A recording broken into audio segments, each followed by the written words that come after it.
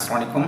আমি doctor Mohammad Shariful Islam, plastic anaesthetic surgeon. আমরা কথা বলবো যে গাইনোকোমাস্টিয়া অপারেশন কখন 2 বার বা 3 বার করতে হয়, কেন করতে হয় এবং এর প্রতিকার কী। অর্থাৎ আমাদের মেডিকেলের ভাষায় আমরা গাইনোকোমাস্টিয়া, রিকারেন্ট গাইনোকোমাস্টিয়া অথবা রেসিডুয়াল গাইনোকোমাস্টিয়া, অর্থাৎ গাইনোকোমাস্টিয়া অপারেশন করার পরে যে পুনরায় যখন গাইনোকোমাস্টিয়া আবার হয়, অপারেশনের প্রয়োজন হয়, তখন সেটাকে বলা হয় রিকারেন্ট গাইনোকোমাস্টিয়া। এটা সাধারণত সার্জনের ফল্টের কারণে হয়ে থাকে। অর্থাৎ সার্জন যদি বুঝতে না পারেন যে এটা ব্রেস্ট টিস্যু, অর্থাৎ রেখে আসেন, তাহলে সেখান থেকে কিন্তু আবার পুনর্জন্ম হবে টিস্যু।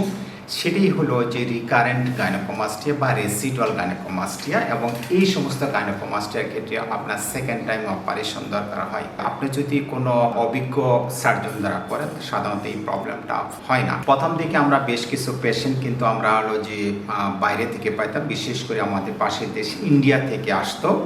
তো ওরা ওখানে আসলে কোনো অভিজ্ঞ সার্জনের কাছে অপারেশন না করে আসেন।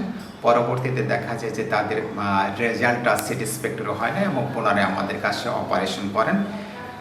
তো এখন এই প্রবলেমটা আমরা পাচ্ছি না, কারণ এখন আর পেশেন্ট দেশের বাইরে যাচ্ছে না গাইনোকোমাস্টিয়া অপারেশন। আমাদের দেশেই আমরা খুব ভালো সার্ভিস দিচ্ছি, আশা করি ইনশাল্লাহ। সেই কারণে পাশের দেশে আর যাচ্ছে না। কিন্তু ইদানিং আমরা কিছু লক্ষ্য করছি যে ঢাকার বাইরে, ইভেন ঢাকাতেও কিছু কিছু অনভিজ্ঞ সার্জন, ইভেন নন প্লাস্টিক সার্জন অথবা প্লাস্টিক সার্জনের ক্ষেত্রে যে অনভিজ্ঞ প্লাস্টিক সার্জন যারা সবেমাত্র পাশ করেছেন, তাদের ক্ষেত্রে অপারেশন করে সাধারণত হলো যে এই প্রবলেমটা ফেস করছে আমরা, সেকেন্ড টাইম অপারেশন প্রয়োজন হয়।